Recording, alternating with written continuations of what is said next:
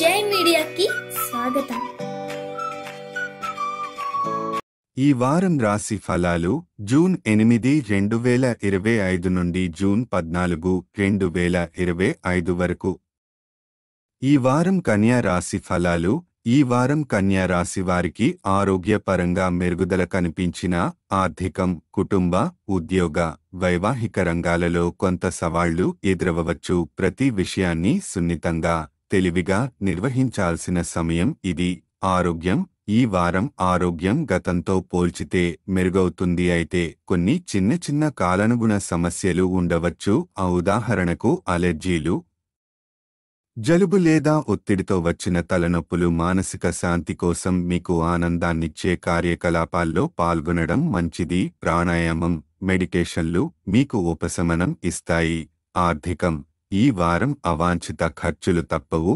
ముఖ్యంగా శని 7వ ఇంట్లో ఉండటం వలన కొన్ని ఖర్చులు అనివార్యంగా ఎదురవుతాయి. అయితే బృహస్పతి 10వ ఇంట్లో ఉండటం వల్ల ఆదాయంలో స్థిరమైన వృద్ధి ఉంటుంది. కాబట్టి మీరు ఖర్చులు చేయగలుగుతారు, కానీ ఆదాయం వ్యయం మధ్య సమతుల్యత పాటించాలి. ఖర్చు చేయముందు ఆలోచించండి. ముఖ్యంగా విద్య, పుస్తకాలపై. కుటుంబం. మీరు తీసుకునే కొన్ని నిర్ణయాలను కుటుంబ సభ్యులు అంగీకరించకపోవచ్చు. ఈ వారం వారి మద్దతు లేకపోవడం వల్ల మానసిక అసంతృప్తి ఏర్పడుతుంది. స్పష్టత, సానుభూతి, సమర్థవంతమైన కమ్యూనికేషన్ అవసరం. అప్పుడే వారు మీ అభిప్రాయాన్ని అంగీకరిస్తారు. వృత్తి, ఉద్యోగం, కార్యాలయంలో మీరు కొన్ని పెద్ద సవాళ్లను ఎదుర్కొంటారు. దౌత్యతనం లేకపోతే సహచరుల కుట్రలో చిక్కుకునే ప్రమాదం ఉంది.